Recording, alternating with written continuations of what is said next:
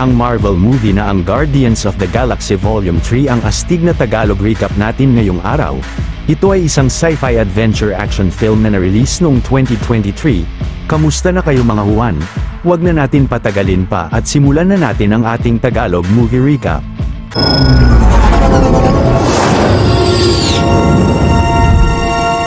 Ang isang grupo ng mga batang raccoon sa cage ay masayang naglalaro hanggang sa kinuha ni High Evolutionary ang isa sa kanila.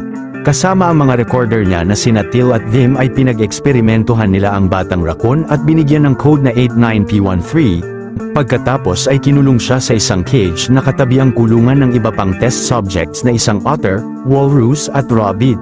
Nang sinabi ni P13 na nananakit ang kanyang ulo ay kumuha ang otter ng towel sa sahig at pinunas ito sa ulo niya. Makalipas ang ilang linggo ay makikitang masaya nang nakikipaglaro ang raccoon sa mga kapwa niya test subjects at lahat sila ay labis na natutuwa na maging mga magkakaibigan. Isang araw ay habang nasa tapat sila ng Arete Laboratories ay nadiskubre ni High Evolutionary na mabilis na naging matalino si P13 na sobrang kinamangha niya sa raccoon.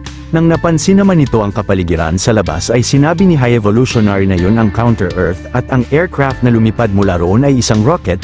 Pagkatapos ay dinala ng lalaki si P13 sa kanilang pasilidad kung saan naglagay si Till ng isang pagong sa chamber.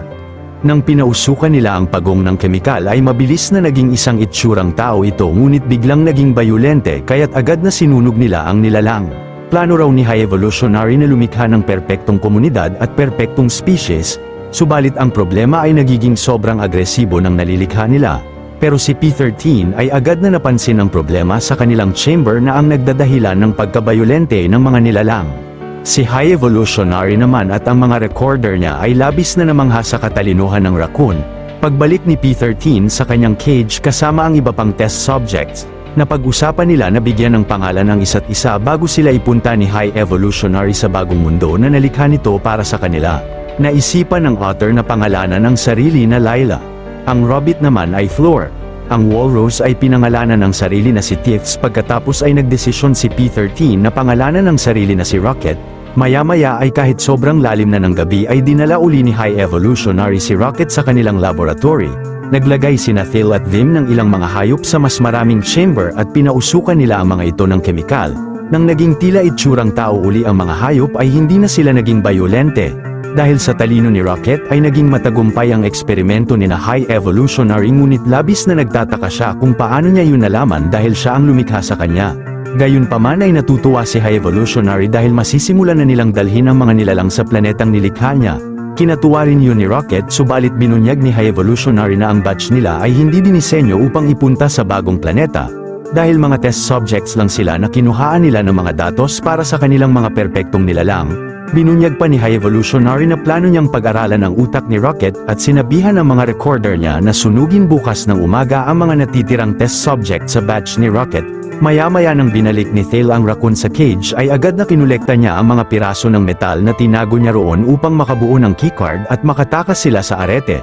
Pagkatapos ay pinaliwanag ni Rocket kina Layla ang masamang plano sa kanila ni High Evolutionary.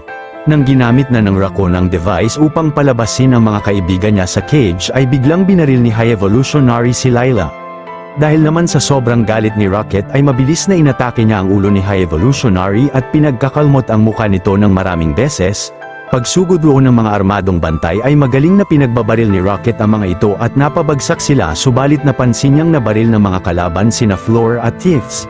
Kahit palabis na nalulungkot sa sinapit ng mga kaibigan niya ay nagmadaling tumakbo ang raccoon papunta sa isang spaceship. Pagsakay rito ay nagawa niyang makatakas mula sa Arete Laboratories ni na High Evolutionary. Maliit na pabor lang mga Juan. Kung mahilig kayo sa mga ganitong Tagalog recap ay huwag niyong kalimutan na mag-subscribe sa channel natin dahil marami pa tayong upload na mga exciting na recap katulad nito. Napunta na sa kasalukuyang panahon ng pelikula. Ang Guardians of the Galaxy kasama ang mga lokal ng planetang Nowhere ay kakatapos lang ayusin ang buong planeta mula nang umatake roon si Thanos. Pagkatapos ay nagtayo rito ang grupo ng kanilang headquarter, subalit si Peter Quill o si Star-Lord ay madalas nang naglalasing sa bar dahil sa pagkawala ni Gamora. Dahil sa kalasingan ay bumagsak ang lalaki sa harap ni Rocket at binuhat siya ni Nebula papunta sa bahay niya upang ihiga. Ilang saglit si Kraglin ay nagsanay uli kontrolin ang Yaka Arrow ni Yondu pero napatama niya ito sa dibdib ni Nebula. Nagpakitang gilas naman si Cosmo the Space Dog at gamit ang kanyang telekinetic ability ay pinatama niya ang maliit na bato sa maraming bagay. Ngunit labis na napahiya sa kanya si Kraglin at sinabihan siya na isang bad dog. Sa kasalukuyan na yon ang napakalakas na nilalang ng Sovereign at anak ni High Priestess Ayesha na si Adam Warlock ay pumunta sa Nowhere at mabilis na kinuha si Rocket mula sa bahay nito. Kalaunan ay nagawang makatakas ng Raccoon mula sa mga kamay ni Adam at si Nebula ay sinuot ang kanyang exosuit at gamit ito ay malakas na pinatalsik niya si Warlock. Ngunit agad na inatake siya ng gintong binatilyo at pinagsusuntok ng ilang beses bago ihagis sa kalapit na establishmento. Si Kraglin ay sinubukan atakihin si Adam gamit ang kanyang Yucca Arrow ngunit nabigo siya. Si Groot naman ang mabilis na umatake sa kalaban ngunit nilipad siya ng binatilyo at kinaladkad sa isang gusali. Nang binagsak ni Warlock ng matindi si Groot ay nawasak niya ang buong katawan nito. Pagkatapos ay inatake niya si Rocket pero agad na napigilan siya ni Drax the Destroyer at sinuntok ng malakas. Nagawa pa niyang mahampas sa kalapit na gusali si Adam subalit galit na nakipagsagupaan sa kanya ang gintong binatilyo habang buong lakas na ginagamit nito sa kanya ang mga energy blast niya sa mga kamay. Nang napatalsik ni Warlock si Drax at habang nanghihina siya ay pinagsusuntok niya ang lalaki ng maraming beses. Ilang saglit ay bahagyang nakarecover na ang katawan ni Nebula at ginawa niyang espada ang kanyang cybernetic na kamay upang saksakin si Adam mula sa likod. Subalit sina Mantis at Peter ay napansin na nagkaroon ng kritikal na kondisyon si Rocket dahil sa natamo niyang atake mula kay Adam. Nang pinuntahan ni Nebula sina Peter ay nakita ni Kraglin na nagawang makalipad ng kalaban paalis ng Nowhere. Si Nebula naman ay napansin na tila nilalabanan ng katawan ni Rocket ang mga medpacks na nilalagay ni na Peter sa kanya. Maya-maya ang Raccoon ay dinala ng grupo sa medical bay ng bagong spaceship nila na ang Bowie. Nadiskubre raw ni Nebula na may nakakabit na kill switch sa puso ni Rocket na sasabog kapag sinubukan nilang operahan o gamutin siya. Ang nagkabit nito ang lumikha kay Rocket at ang nagpadala kay Warlock upang kunin siya sa kanila. Pero may passkey na makakapag-deactivate sa device na maaari nilang makuha sa nag-develop nito na ang kumpanyang Orgo Corp. Ngunit kailangan nilang makuha agad ang passkey dahil may 48 hours lang si Rocket upang mabuhay. Sina Kraglin at Cosmo ay sinabihan naman ni Peter na habang wala sila ay bantayan ng Nowhere at ang Guardians of the Galaxy sakay ng kanilang ship ay agad na bumiyahe papuntang Orgo Corp. Samantala sa Arete Laboratories sa Counter-Earth, si Ayesha ay labis na nalulungkot sa sinapit ng anak niya mula sa Guardians of the Galaxy.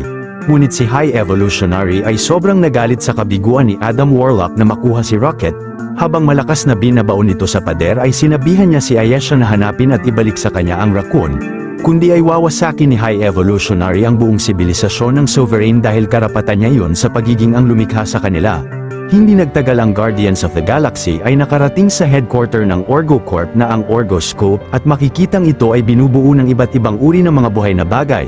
Habang hinahanda ni Peter ang defense system ng ship nila ay tinatagos ito ni Nebula sa maraming security shields ng Orgoscope. Si Mantis naman ay nagtaka kay Peter kung bakit mula nang kinuha siya ng mga Ravager sa Earth ay hindi siya bumalik roon upang makita ang pamilya niya. Nang sumagot si Peter na lolo na lang niya ang nasa Earth ay pinayuhan siya ng kapatid na dapat napuntahan niya ang kanyang lolo upang kamustahin ang kalagayan nito.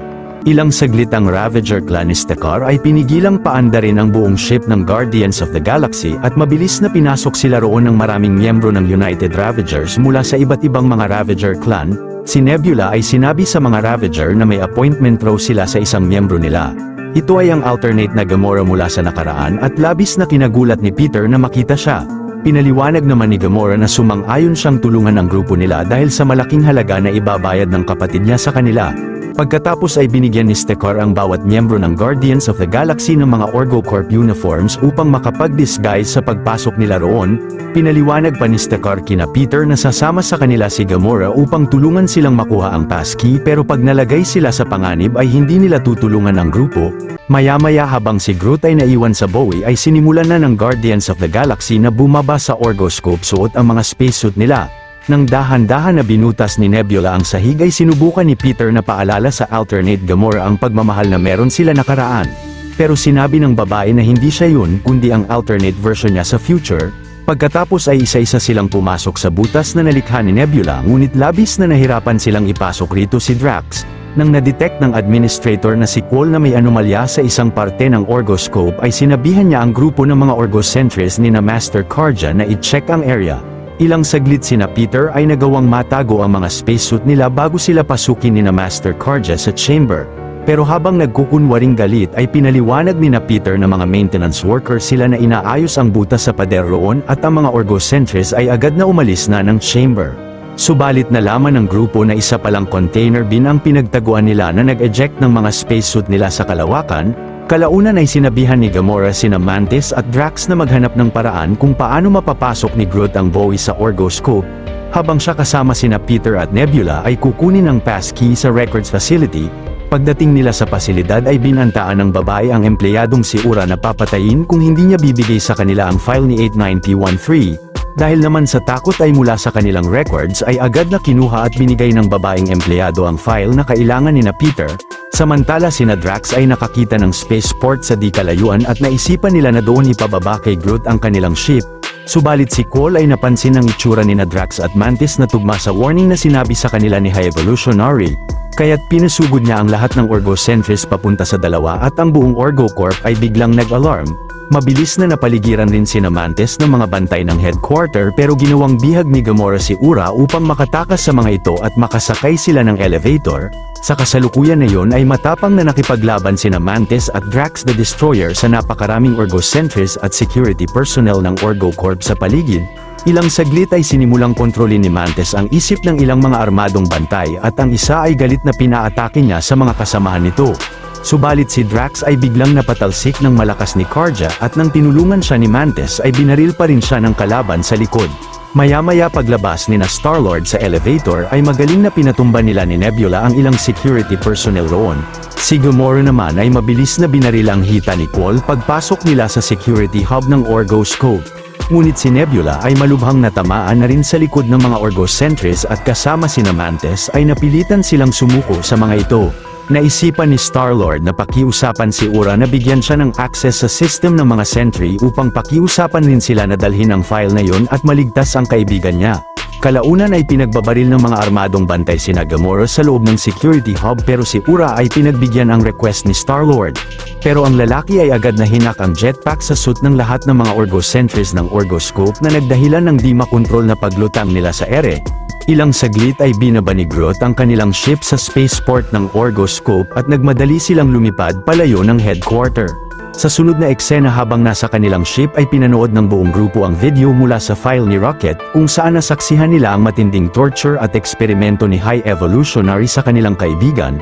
Pagkatapos ay nalaman ni Nebula na binura sa file ang passkey ng recorder na si Thil at malamang ay di-download niya ito papunta sa computer na nasa ulo niya. Samantala si Master Carja ay nakahuli ng isang Ravager ni Stekor sa labas ng Orgoscope at hinarap kina Ayesha. Tinanong ng priestess sa Ravager ang lokasyon ni Gamora pero tumanggi itong magsalita. Sinabihan naman niya si Adam na takutin ang Ravager ngunit nang inatake niya ang lalaki ng Energy Blast ay nasunog ang kalahati ng katawan nito. Sa kasalukuyan na yun ay nalaman ni Mantis ang coordinates ni High Evolutionary at agad na nagplano si Star-Lord na puntahan siya. Ngunit pinigilan ni Gamora si Peter at sinabing ikakapahamak lang nila ang pagpunta sa nilalang dahil sa sobrang makapangyarihan nito. Hanggang sa nagkaroon ng matinding pagtatalo sina Peter at Gamora na nagdahilan ng pananakit ng babae sa kanya. Pero pinigilan siya ni Nebula at sinabing importanteng iligtas nila si Rocket dahil bahagi siya ng kanilang pamilya. Galit na inalisan ni Gamora sina Peter at kinontak ang clan nila ngunit mula sa communicator ng Ravager na nadakip ni Carja ay nagpanggap si Ayesha na kasamahan nila. Ang babae naman ay binigay dito ang coordinates niya upang kunin siya roon. Agad na sumakay sina Ayesha sa kanilang ship habang si Adam ay dinala si Blurp na ang alagang hayop ng Ravager. Samantala ang Guardians of the Galaxy ay nagsimula ng bumiyahe papunta sa lokasyon ni High Evolutionary. Makalipas ang ilang oras ay narating na nila ang Counter-Earth at labis na nagulat si Peter na makitang halos katulad iyon ng pinagmulan niyang planeta. Napansin pa ng grupo ng mga Humanimals ang mga naninirahan sa Counter-Earth na ang mga nilalang na nilikha ni High Evolutionary. Habang naiwan sa ship si Gamora ay bumaba sa planeta sina Star-Lord at gustong makipaglaro ng bola ang isang batang Humanimal kay Drax. Ngunit malakas na nabato niya ito at ang karamihan sa mga nilalang sa paligid ay galit na pinagbabato na rin sila. Agad na ginawang higante ni Groot ang sarili upang matakot sa kanya ang mga Humanimal at si Peter ay pinaliwanag sa isang nilalang na napunta sila roon hindi upang manakit kundi iligtas ang kaibigan nila. Samantala si High Evolutionary ay inoobserbahan ng Star Child na ang bagong perpektong nilalang na nilikha niya para sa panibagong perpektong planeta na tinayo niya. Ang babaeng humanimal naman ay pinatuloy ang grupo sa kanilang bahay. At dahil hindi niya naiintindihan ang lingwahe nila ay ginuhit ni Peter ang itsura ni Phil na ang kailangan nila upang maligtas ang kanilang kaibigan. Agad na tinuro ng babae ang lokasyon ni Phil na nasa malaking gusali sa di kalayuan na ang Arete Laboratories. Pagkatapos ay hiniram ni na Peter ang kotse ng pamilya upang puntahan ang laboratorio at iniwan roon sina Mantis at Drax upang bantayan sa ship si Rocket. Pagdating ng tatlo sa tapat ng Arete Laboratories, sinabihan sila ng mga bantay na sina Behemoth at Warpig na maiiwan roon si Nebula dahil isang sandata ang kamay niya. Pagkatapos ay pinapasok nila sina Peter at Groot sa loob. Samantala sina Drax at Mantis ay sumakay ng isang motor dahil sa tingin nila ay nasa matinding panganib sina Peter, habang pinapaliwanag naman ni High Evolutionary kina Star-Lord kung paano niya nalikha ang Counter-Earth ay sinabihan ni Vim si Warpig na kunin si Rocket. Ilang saglit nang nakita ni Gamora na dala ng nilalang ang Raccoon ay mabilis na inatake siya nito. Ni-report ni Warpig na nasa kanya na ang Raccoon at si High Evolutionary ay sinimulang paliparin ang kanilang dambuhalang laboratory. Buong lakas na pinigilan pa rin ng babae ang halimaw pero biglang inatake ito ni Adam Warlock mula sa likod. Nagtaka si Warpig sa ginawa ng binatilyo pero sinabi niyang kailangang siya ang magdala ng Raccoon kay High Evolutionary upang maligtas ang sibilisasyon nila at mabilis na tinanggalan niya ng ulo ang nilalang. Pero ang babae ay nagawang makatakas mula kay Adam dala si Rocket, sina Peter at Groot naman ay malakas na hinampas ni High Evolutionary sa sahig at sa patuloy na pag-angat ng Arete Laboratories ay napansin ni Adam na nagsisimula ng mawasak ng buong planeta. Nagmadaling lumipad ang gintong binatilyo papunta sa ship nila upang iligtas ang kanyang ina subalit nahuli na siya at sumabog na ito. Samantala si Gamora dala si Rocket ay agad na bumalik sa Bowie habang si Nebula ay nakitang pumunta rin sa tapat ng arete sina Drax at Mantis. Sa sunod na eksena si Groot ay nagtago pala ng bomba sa katawan na agad na pinasabog niya sa loob ng laboratory. Pagkatapos ay gamit ang mga nakatago rin niyang mga blasters sa katawan ay magkabilaan na pinagbabaril nila ni Star-Lord ang lahat ng scientist at security personnel ni High Evolutionary sa paligid maliban kay Phil. Ilang saglit ay kasama ang lalaki ay tumalon si Peter ng Arete Laboratories. Si Groot ay tumalon din roon at inextend ang mga sanga niya upang mag-glide sa ere habang hawak si Peter. Sa kasalukuyan na yun si Gamora ay nakita si Adam na sumakay ng Bowie at nanghihina. Pagkatapos ay sinimulan niyang paandarin ang ship paalis ng planeta ngunit labis na nahihirapan siyang kontrolin ito. Sina Nebula naman ay sumakay sa arete bago ito umangat ng tuluyan sa lupa upang iligtas roon sina Peter. Ilang saglit sina Peter at Groot ay hinampas si Thale sa lupa at nang bumagsak sila sa isang lawa ay binawian na rito ng buhay ang lalaki at kinuha ni Peter ang device sa ulo niya. Samantala si Gamora na hindi nagawang paliparin ang ship ay aksidenteng nabagsak ito malapit kina Peter at Groot. Agad na sumakay ang dalawa sa Bowie bago tuluyang sumabog ang Counter-Earth at mula sa device ay sinimula ni Peter na i-upload ang passkey sa kill switch ni Rocket. Ngunit napansin ni Gamora na hindi tinatanggap ng katawan ng Raccoon ang passkey at biglang huminto ng tumibok ang puso niya. Pagkatapos ay nagkaroon ng vision si Rocket na nagkita muli sila ni Layla, Thieves at Floor. Lumuluhan na humingi siya ng pasensya sa mga kaibigan niya at hiniling na sumama sa kanila. Pero pinigilan si Rocket ni Layla dahil hindi pa niya oras at may layunin pa siya sa buhay. Samantala si Peter na labis na natatakot na mamatay si Rocket ay hindi sumusuko na i-compress ang dibdib niya. Hanggang sa tinanggap na ng katawan ng Raccoon ang passkey at nilagyan siya ng medpacks ni Gamora sa dibdib. Dito na tuluyang nagising si Rocket at naging mabuti ang pakiramdam na labis na kinatuwa ni na Peter at Groot. Sa kasalukuyan na yun ay nagawang makapasok ni na Nebula sa loob ng Arete Laboratories at nakita nila roon ang mga batang nilalang na nilikha ni High Evolutionary na ang mga Star Children. Si Drax ay agad na pinakawalan ang mga bata sa kulungan nila habang si Nebula ay nakontak na si Peter at sinabi niyang nasa ship sila ng kalaban upang iligtas siya. Pero pinaliwanag ng lalaki na nagawa niyang makabalik kanina sa ship nila kasama si Groot. Pagkatapos ay sinabi niya kina Nebula na maayos na uli ang kalagayan ni Rocket na kinatanggal ng pangamba nila sa kanya. Subalit biglang dumating roon si High Evolutionary at mabilis na pinatumba ang tatlo. Sinabihan naman niya si Peter na dalhin sa kanya si Rocket kapalit ng buhay ng mga kaibigan nila pero ang lalaki ay kinontak si Kraglin upang humingi ng tulong. Ilang saglit ay kinulong ng kalaban sina Nebula sa isang chamber na katabi ang selda ng mga Star Children. Dahil naman papasabugin ni Peter ang parte na yon upang tulungan silang makatakas at dahil nakakapagsalita si Drax ng lingwahe ng mga Star Children ay sinabihan niya ang mga bata na lumayo roon. Sa sunod na eksena ay pumunta ang Guardians of the Galaxy sa tapat ng Arete Laboratories at sumakay sina Peter sa tatlong maliliit na ship nila.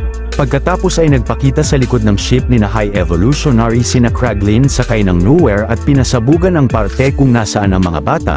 Subalit ang kalaban ay galit na pinalabas ang napakaraming halimaw nila na ang mga Hellspawn upang atakihin ang buong grupo ni na Star-Lord pati na ang Nowhere. Ilang saglit sina Nebula ay sinimulan ipakain ng kalaban sa mga higanteng nilalang na ang mga Abilisk. Agad na napaligiran silang lahat ng mga halimaw na ito sa bawat sulok ng chamber at inatake.